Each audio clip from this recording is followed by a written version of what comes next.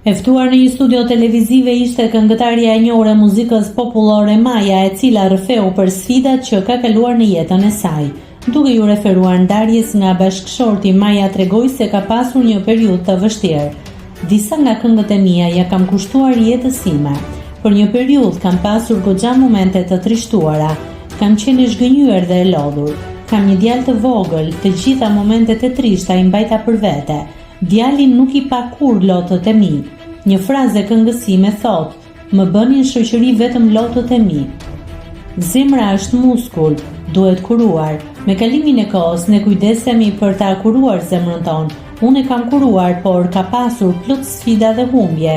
Tani zemra ime është në pranverë. E pyetur nëse është e divorcuar me bashkëshortin, Maja tha se është e ndarë, por ende me gjyq. Nuk jemi bashkë, zyrtarisht akoma të pandar me gjyq. Ai është babai i djalit tim. Është dikush në jetën time, tha këngëtarja. Ai ka kërkuar ish partner i ribashkim Majës. Ai është i pakuptueshëm. Është një natyrë e vështirë, nuk mund të flas sepse është një person që ka personalitete të ndryshme. Të jetë mirë për djalin tim, u bëft mbret për djalin tim, kaq.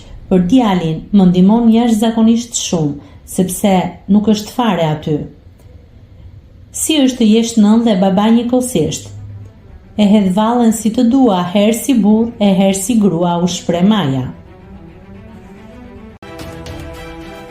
Nëse klikoni mbi butonin subscribe, do t'ju shfaqen të gjitha publikimet tona.